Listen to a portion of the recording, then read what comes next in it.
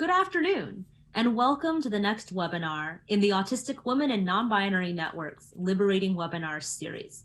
My name is Lydia XC Brown, and I am AW1's Director of Policy, Advocacy, and External Affairs.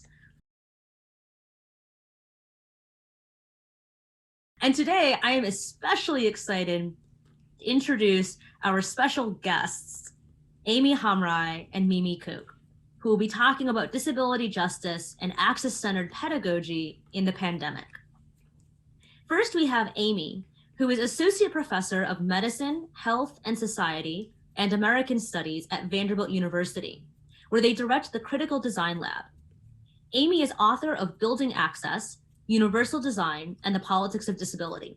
They are co-founder of the National Disability Justice Collective and the Nashville Mutual Aid Collective.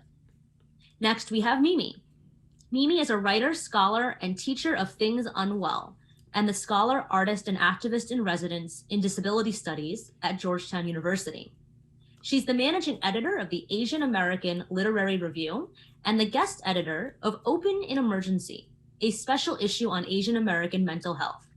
She's very slowly working on several book projects, including a manifesto on contingency in Asian American studies and essays on mental health, the arts, and the university. But mostly she spends her time baking as access and care for herself and loved ones. And again, this is Lydia. And as a reminder, as we begin this conversation, you can access closed captions by clicking the button that says CC at the bottom of the screen, and you can either click to view subtitle or open full transcript. To avoid having the chat box and the captions conflict with each other, you can either open the chat in its own window, or you can display the chat permanently in the right-hand sidebar, or you can elect to view full transcript of the captions that are currently on display. I am a young East Asian person with short black hair and glasses, wearing a blue-collared shirt and gray jacket in front of 2 windows with blinds and a plant that is so far alive and does not appear to be in any significant danger of my notorious plant-killing abilities. And I will turn it over to our guests. Thank you. Thank you so much, Lydia. It's so great to be here. This is Aimi Hamraie speaking. I appear on your screen as an olive-skinned Iranian transmasculine person. I have short, dark, curly hair and kind of rectangular glasses. And I'm wearing this like gold cable knit sweater with a blue shirt. And I'm in a yellow room. And I'm joining you from the original homelands of the Cherokee, Chickasaw, Shawnee, and Yuchi peoples in Nashville, Tennessee. Hi, I'm Mimi Khúc. I'm super excited to be here. On your screen, I am a young-ish olive-skinned person with short black hair. I'm Vietnamese American, Asian American, femme-ish, and in my background are a lot of colorful books, and occasionally, not right now, but occasionally a cat appears as well. And I'm calling in from the Maryland, DC area. And I'm super happy to be here to talk about access-centered pedagogy, something I love to talk about and love to think about. And I'm excited to talk with Aimi about it in particular. Yeah, I'm so excited to talk to you, Mimi. You and I have known each other for a couple years now. You came to Vanderbilt, where I teach a few times, and I learned about your work through Open in Emergency, which is like this amazing kind of collection of objects and writing, and I teach with it every semester. So it's really an honor to continue to be in conversation with you. I think I missed you the first time. I think you were out of town the first time I came to visit Vanderbilt, and I met with a bunch of your students that time. But the second time I was able to hang out with you and we ate burgers, and that was super fun. And I think we talked actually a lot of pedagogy and access stuff as we were hanging out. Just apparently that's what we do for fun. So, so I'm happy to do this professionally as well. Yeah, definitely. And one thing I remember in particular about that conversation was that we were talking about what it means to do kind of like weird work in the academy. and work that is artistic or drawing on artistic influences, and how to like bring that into teaching. And you're someone I always think of as doing that in ways that also then challenge all the structures in the academy. So I'm really grateful for everything you teach, and yeah, I'm really excited to keep talking to you about this. Thank you. Should we start talking about maybe just about disability justice and access? Would that feel good? Sure, sure. Yeah, what do those terms mean to you? Um, I have been trying to, so I teach in a disability studies program now, which is new for me. I come out of first a religious studies background, but then an Asian American studies background, have taught primarily Asian American studies courses with a focus on mental health. And when I first began teaching, I was not that familiar with disability justice and disability studies yet. And so wasn't using those terms or those frames specifically. But as I became more familiar with those terms, realized that I was sort of already doing things that resonate deeply with disability justice or align themselves with disability justice principles. And now that I teach in a disability studies program, those terms are much more at the forefront, and I'm really happy about trying to explain those terms to students.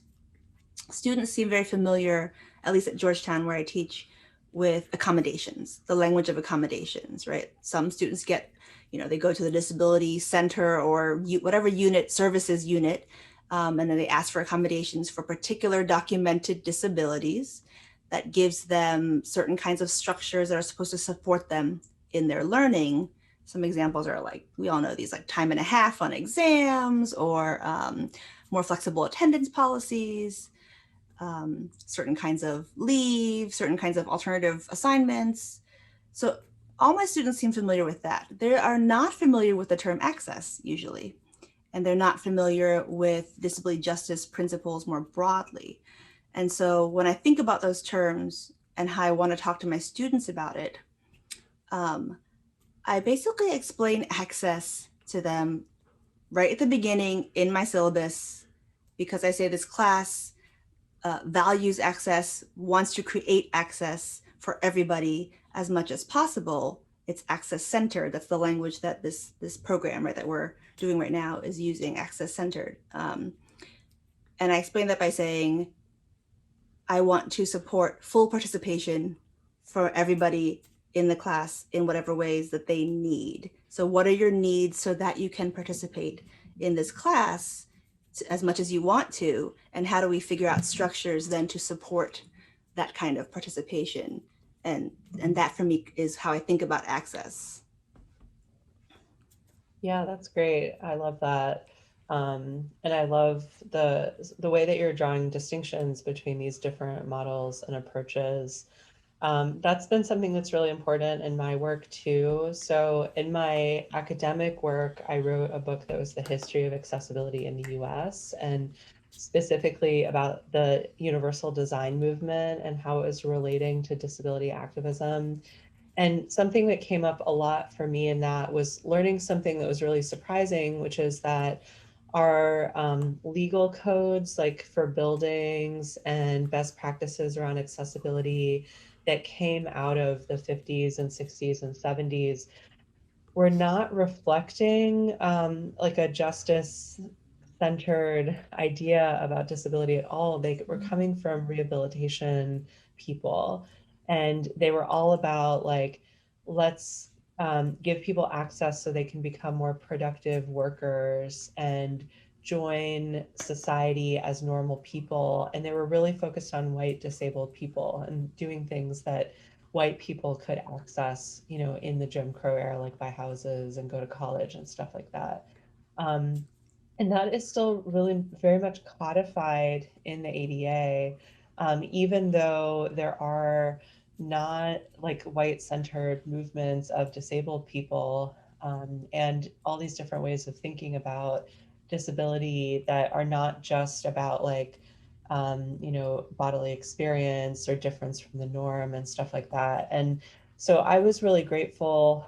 I want to say it was probably like 10 or 12 years ago, like when I was a graduate student, And like, I'd come into disability identity years before that, but kind of meeting the disability justice movement as it was first growing, and meeting Mia Mingus and Stacey Milburn, and learning about disability justice organizing and doing that in the context of the Occupy movement, and thinking about like how disability justice is this framework that does the stuff that disability rights ought to have done in the From the first place, start. which Yeah. was to challenge capitalism, and the values it assigns to disabled bodies, and to say that access should be this collective project, and that movements should be led by, multiply marginalized disabled people, and that we shouldn't just go around saying like we're making everything accessible to all people, because that's not true ever. And if we're not thinking intersectionally about access, we may be like, oh, here's this wheelchair ramp that goes to this university, but the university is like totally racially segregated, and that is not access for all people. So um, in that sort of thing where like one model of access is like really sticking to the codes and checklists and standards and stuff, it's also good to know historically that that has led to a very like white centered politics of access. And so I'm really grateful for disability justice and all the language that comes out of that, like Mia Mingus talking about access intimacy, for example. And so access is this way that we build relationships and trust, and it's not just something we can like, produce out of nowhere. Or India Harville, who coined the term access-centered movement. I think India Harville coined that term. I may be wrong about that. But like access-centered movement is, taking up the way that exercise classes or yoga or whatever traditionally would say, oh, like we're going to have this class that can be available to everyone, but without actually making them accessible. And so it forces us to think about access for whom, and what does access mean, and how do resources get devoted to certain forms of access, who's getting left out. Like all of those kinds of questions are very top of mind for me as I'm also working on pedagogy, and kind of questions of like how do we learn, how do we present information, and stuff like that. Thank you so much for that. That makes me think of, like, for my students, some of what's challenging for them and ultimately like kind of mind blowing to them, is thinking about the ways that the ways that ableism shows up, right? And so disability justice as a way to think about, or a frame for identifying ableism, and the ways that I think are really hard for them to see, or not kind of have become naturalized and hard for them to unpack, is what kinds of bodies are normalized, what kinds of minds are normalized, and then what kinds are pathologized, what gets punished for being different. And then that rehabilitation you're talking about, right? This desire for normalizing oneself in order to, achieve belonging or achieve the things we're supposed to achieve, like be able to work, right? Productivity as the gauge for our self-worth, and our worth actually as a contributing member of society, right? And all those ways that we measure ourselves against those standards. And so like that pathologizing, I think the kind of accommodations model and the disability rights model doesn't actually get at.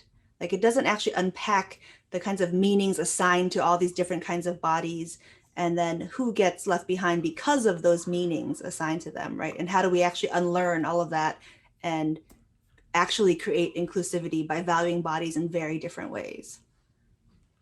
Yeah, absolutely. That's such a good thing to pick up on, that like disability rights didn't have an explicit framework for depathologizing disability. And this reminds me that I read a paper by, oh no, I'm forgetting the person's name, but I will send it to Lydia after this so that we have it. But it just came out. This person is a disabled law professor, and they wrote this paper about how the reasonable accommodations process under the ADA, which is like how you ask for an accommodation, how medicalizing it is, because you have to provide like doctor's notes just to get access, and doctors are not trained to use India Harbal's language access centered, right? They're trained to like diagnose pathology, and so you know, and so then you end up not being able to get access. And this has totally happened to me before, when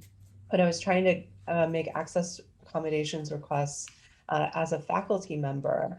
And for like diagnoses that I had for like years previous or whatever, I had to like go to a new person and explain to them what was happening. And they were kind of like, how can you possibly have your job if you are autistic and have ADHD? And I was kind of like, that's not for you to, you don't get to be the gatekeeper of that. And so there's no like ADA training for Right. physicians as far as But I then they're know. structurally enabled to be gatekeepers, right? Because they're the ones that have to provide the notes and the documentation for us and for our students to get the kinds of accommodations that they need. Yeah, and it's like always through this framework that says that there's something like really, really wrong with you, and they can't like, reconcile the idea that there's nothing wrong with you and you may also need help in some way. Yeah, yeah. I think that's what my students actually find sometimes most liberating, like that switch. Like that we all have needs, and they're different needs, and the differential needs, and they're different at different times too in your life, right? And everyone faces different kinds of structural obstacles. So then how do we normalize needing, right? That having a need doesn't represent something's wrong with you or some kind of weakness or some kind of lack. And then creating structures to meet needs is a collective responsibility and not a burden and not something that is extra, right? That is extraneous to the main thing that's supposed to be happening in the classroom, the teaching, right? It actually should be part, like it's a responsibility of the professor and of all the students. Otherwise, you just don't have, for me, you don't have teaching if you don't think about everybody's needs and access. You have something very, very limited then. I'm not sure what to call it. People want to call it teaching, but I don't know what it is if it's actually not being accessible to all your students. It's a form of gatekeeping, actually. Yeah, totally. It's not student-centered pedagogy either. Like it's not, putting the learning and well-being of your students at the forefront. It's putting at the forefront like all of these like weird made-up rules we have about what teaching. So made up, so arbitrary sometimes. But then it becomes deeply internalized. I love you bringing up the word student-centered because that's the language I definitely used before I was more familiar with access and disability justice. And for me, they overlap and are one and the same eventually, right? Like I've always centered students, and then it made sense that in order to center students, you actually have to center access. And it's the access of the students, right, that matters in a classroom.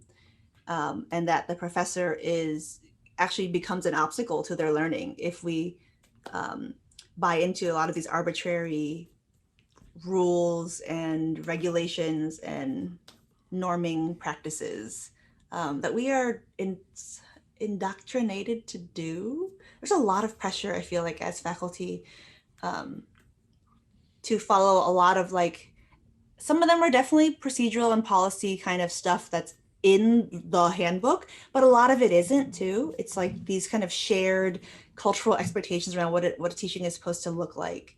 And I get a lot of pushback from other faculty actually when I say I don't require documentation, that I believe students when they say, shit is going all wrong in their life. I don't need them to provide a note to tell me that because shit is going wrong in my life. So of course shit has to be going wrong in their life too. I also don't think that, students owe us as faculty the intimacy and vulnerability to disclose everything happening in their lives in the hopes to persuade us, as if we're like the authority that needs to be persuaded this is real and happening to them. That's such an awful dynamic. But when I say this, there are faculty who like really are defensive about that. A lot of anxiety about being tricked or lied to. I'm still trying to figure that out. Like, why is there so much anxiety? Like, I don't care if a student lies to me. If their grandmother has died 5 times, that's totally fine, because clearly they didn't feel comfortable telling me what's actually happening in their life, and they, in my opinion, shouldn't have to disclose if they don't feel comfortable disclosing. I haven't built that kind of trust with them for them to feel comfortable.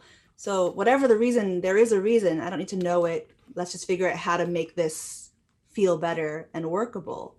But that freaks other faculty out. I don't know if you've experienced that, anything like that. Yeah, definitely. I think that, I've never had an official institutional moment where I've been told I have to like get that documentation, but people, because, faculty are part of the culture too, like they're afraid of people faking disabilities or taking advantage of them or whatever.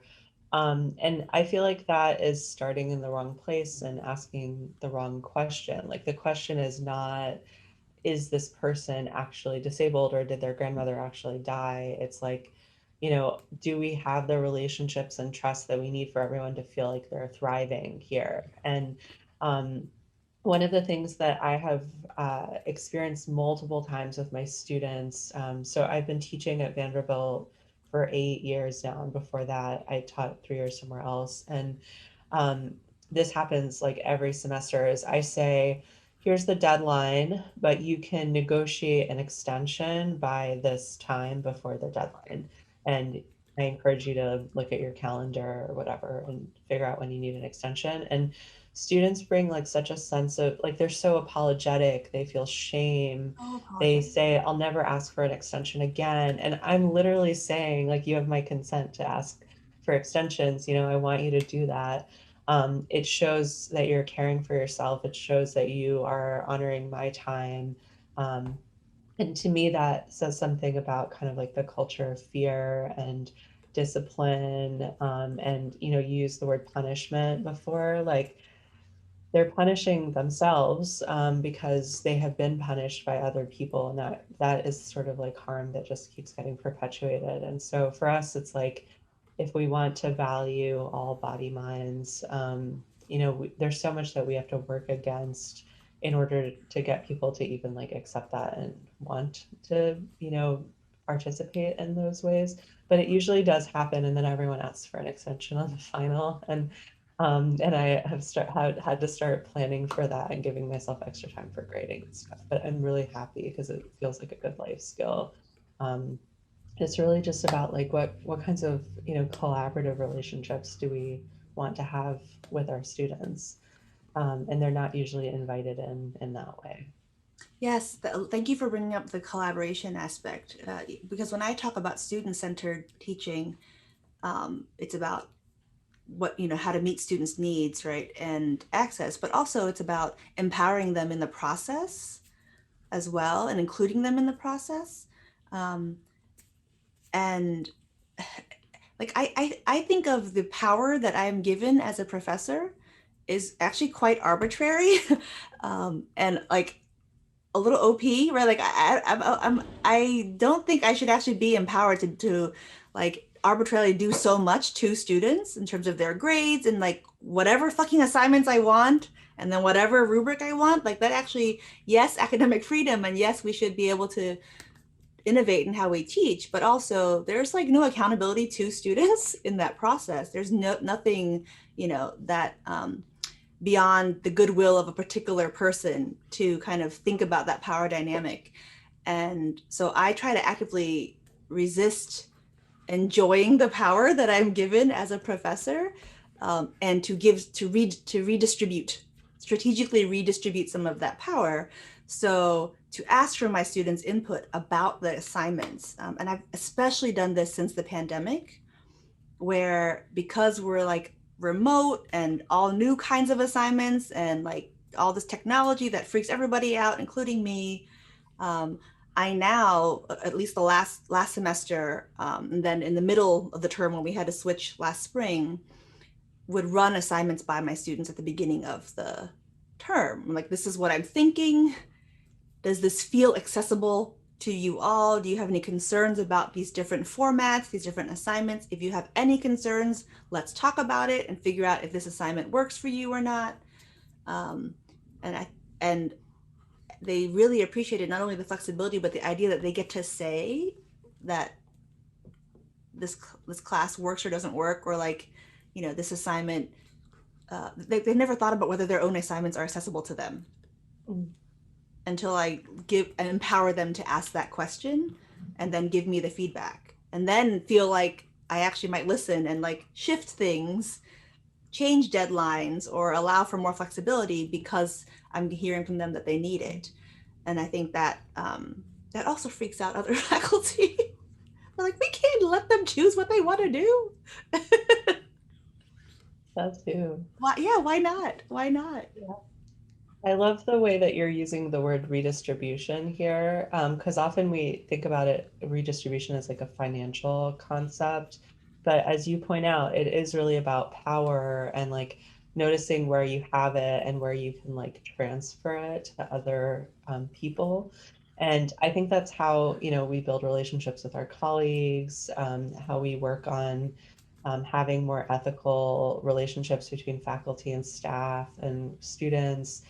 Um, and it's something I've been trying to think about lately too, is what are the things that are transferable and redistributable that come with the job of being an educator, kind of in any sense, like whether in a university or K-12 or like in another way, and how to kind of like mess with the economy of that a little bit to make it more fair.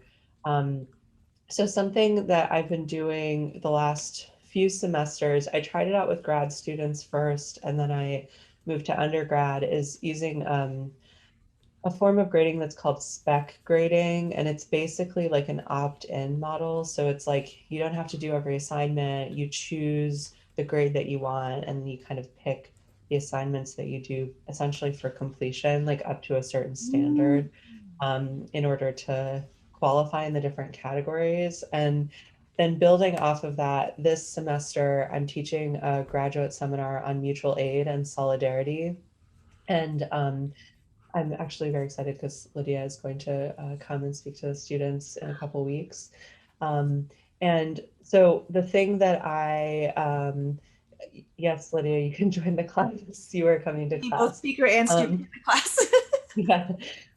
But so what I did was I prepared two versions of the syllabus. One was a traditional grad seminar version where it was like you do weekly response papers, you write a big paper at the end, you lead the seminar 1 week. I feel triggered just hearing that. Yeah.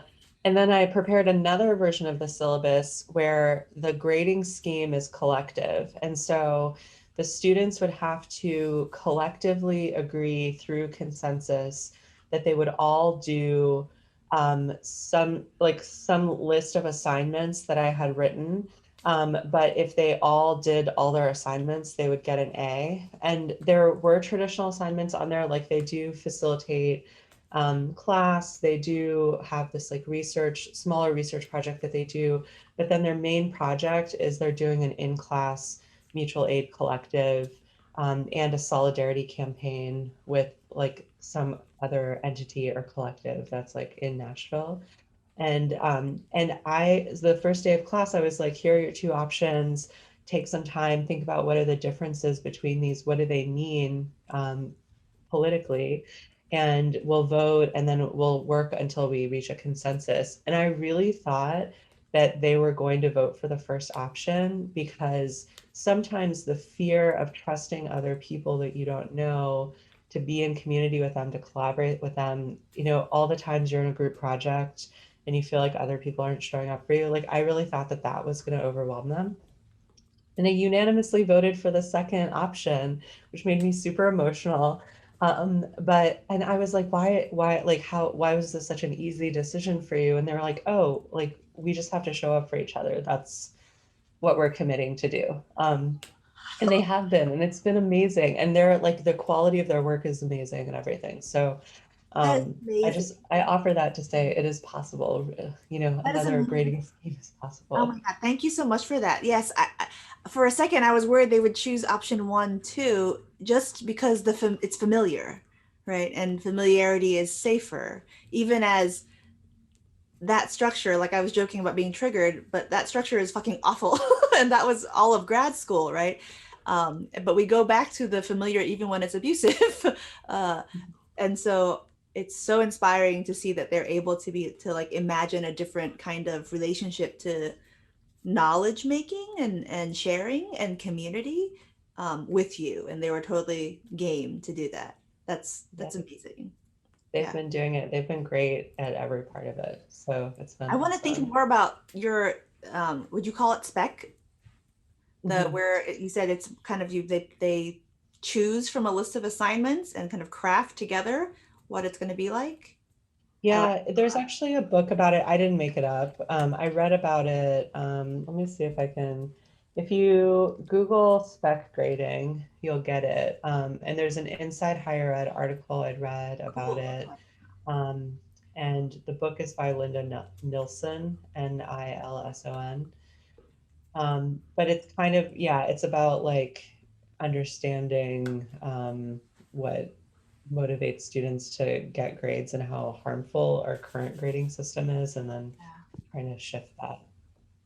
Something I think that'd be really helpful for me because something I've been doing and sort of theorizing, but haven't, definitely haven't read in terms of like pedagogical theory about is, and I'm myself trying to theorize it, is generating an investment in the class and a commitment to the class, um, and to each other, which is sort of what you were already talking about in your mutual aid class, right? It's something I've kind of been doing, not really explicitly or kind of subconsciously for a while, and then now a little bit more explicitly. Um, and though, because for me, learning only happens if we care about the class, care about each other, care about the material. And so, how do I engender that kind of care? And that's really tough because students are not coming into the class with that expectation, right? Their relationship often with learning is so fucked up where they're just like so stressed out about it. They have to, like, that banking model where they just have to like fill their brains with shit, reproduce it, get the grade because they're going to lose their financial aid otherwise, or like, they're not going to get into their major, or they're not going to graduate with whatever GPA. Like all of those are the pressures and the levers for them. And so to make them shift their thinking, like this class is important for different reasons, and it should matter for different reasons, but I can't like just tell them that or like, hit them over the head with that. I definitely see some faculty try that. Like, my course matters, please believe me. And I'm like, they don't believe you if you just yell it at them, especially when you're communicating to them subconsciously in your syllabus that they don't matter. That's what I'm Right. noticing. Like something one of my students told me last semester that really sat with me is that she was telling me about another class and how she felt like she didn't matter in that class. And that really clicked something for me, that like, if you feel like you don't matter to the professor, why should the class matter to you? Like that expectation there is ridiculous that we have, right? That we just assume students should care about our classes. But actually what's happening is they care because they're in this culture of fear, right, and punishment. So how do we engender a different kind of investment? And so I basically have created investment by myself showing my investment and then being deeply vulnerable and creating spaces where I feel like everyone can be vulnerable and can show care for each other, and that the stuff we're learning about matters because it's about our needs, our vulnerability, and our care for each other. And so when they realize that that's what we're doing, we're not just like learning a bunch of random shit so that we can reproduce it for an exam. We're learning how to take care of ourselves and each other, in a space where I try to show as much care as possible to them through the assignments and structurally, but also just me personally. Um, then I'm able to get a different kind of investment. So I'm happy to hear about like the spec grading as, I think, another way to think about how they can feel responsible and empowered in their own learning process, so they could commit differently to the class. Did that make sense? Yeah, absolutely.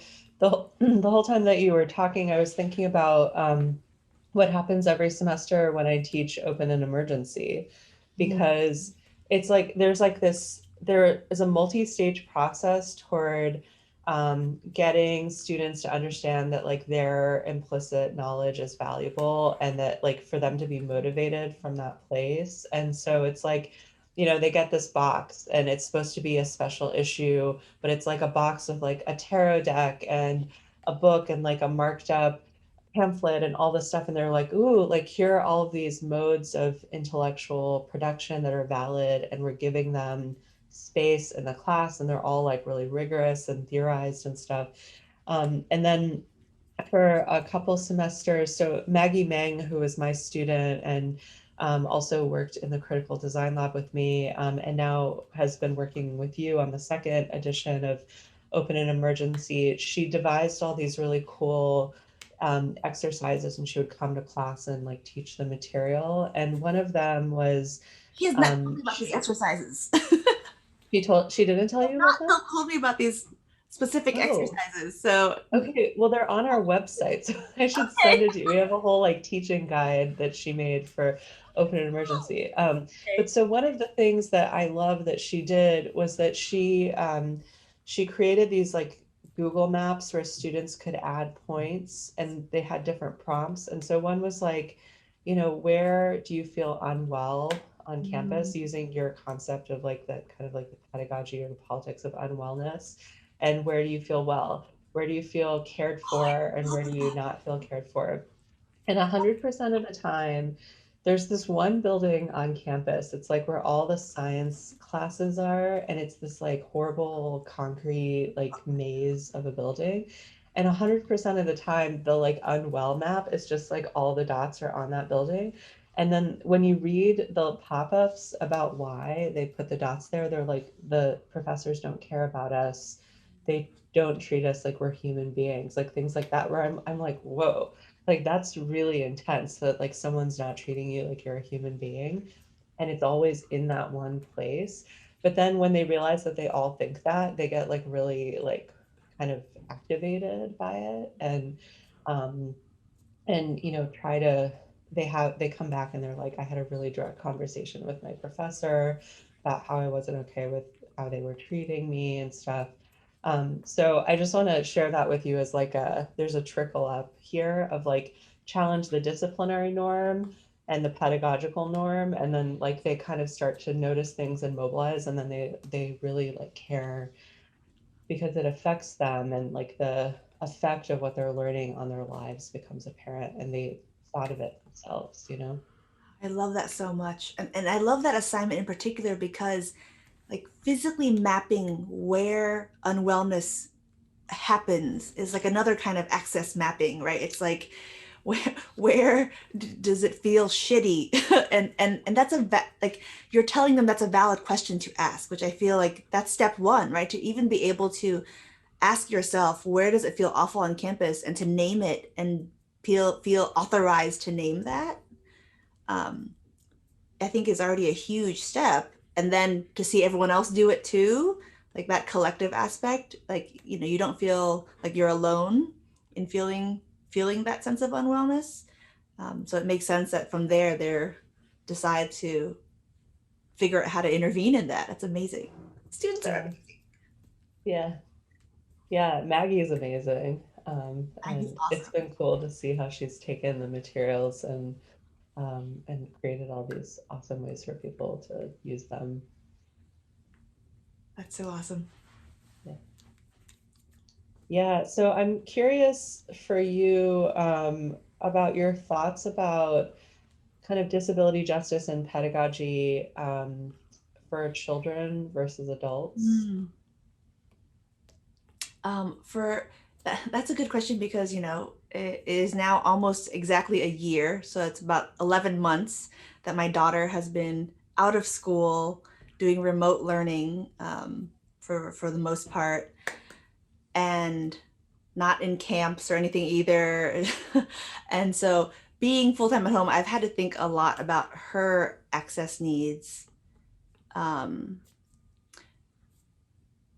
then mine as a parent who's sort of working and sort of not working and at home, but and my labor is always sort of invisible, as you know, like academic labor tends to be invisible, especially if you work from home a lot. Like my family doesn't think I work because I'm always home, you know, that kind of invisibility. But then because I'm not really institutionalized, like right now I have a part-time position at Georgetown, but I'm not a permanent faculty member, and my work tends to be outside of the scope of what I'm contracted for. So that work is always very invisible too. And then on top of that, my daughter is home trying to refigure out what schooling is supposed to be. That's made me think a lot about what we expect schools to be able to do.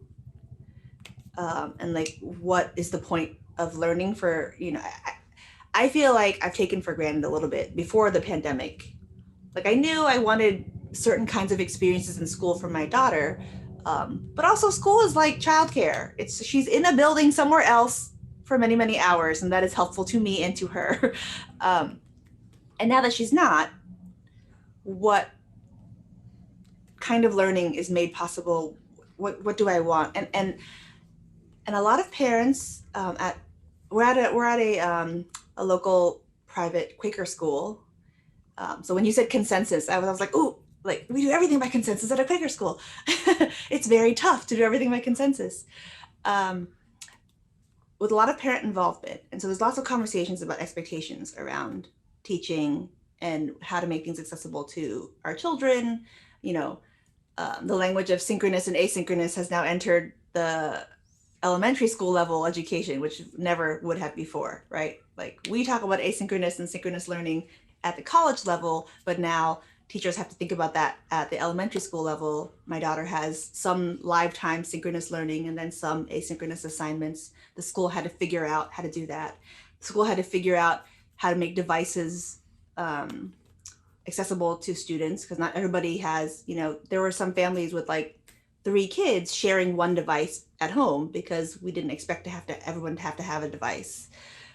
So like that level of technological accessibility they had to think about. But for me, it was also in terms of access, like what are her needs at this time?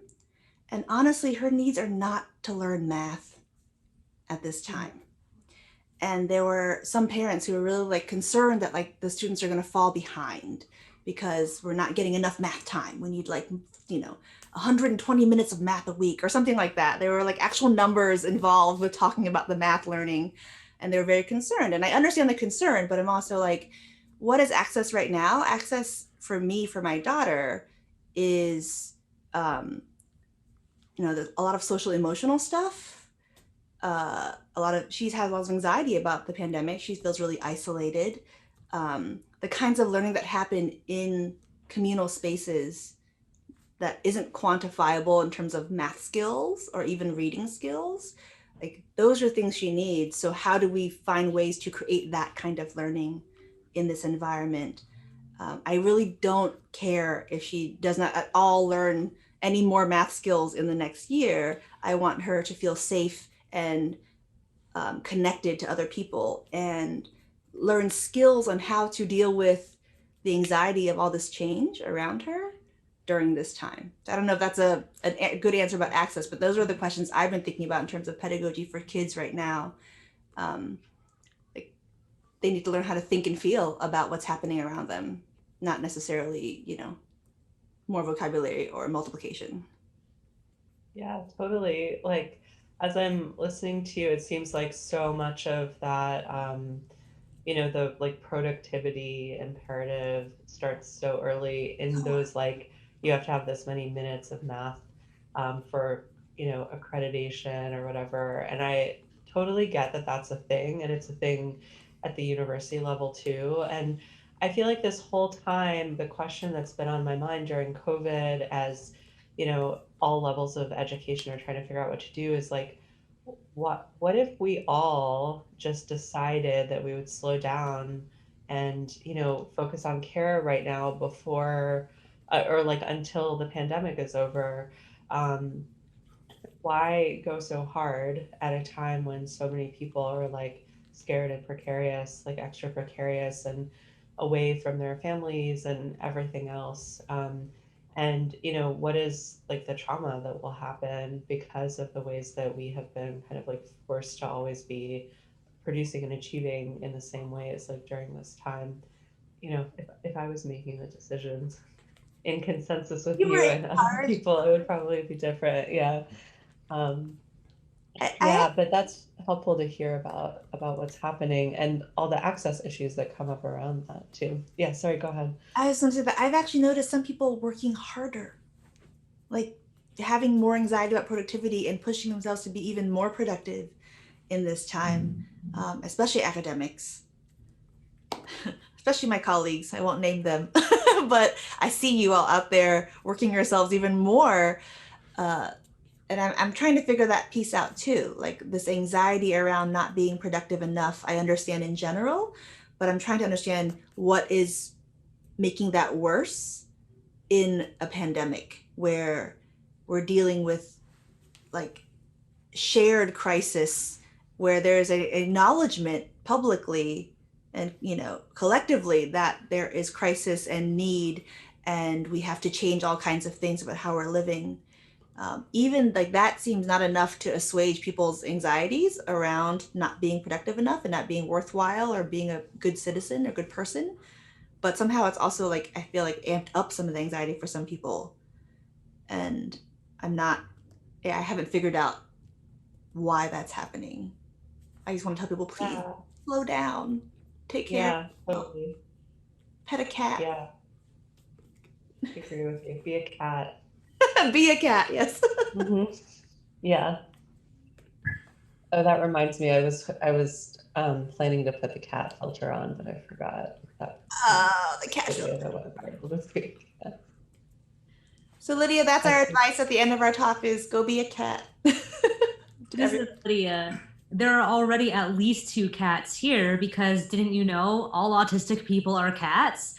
So, you know, if we take like a full census of cats, there are many kinds of feline critters present here and elsewhere. Uh, well, thank you both so much for this incredible conversation. And I hope that there perhaps are some folks out there that might be able to take it to heart and really use those lessons in making their academic spaces not just less violent and harmful, but also creating the presence of care and of love. And with that, we have some time now for live questions and answers from the folks who are here tonight. And we're going to transition into that. Thank you again. And we will be with you in just a moment.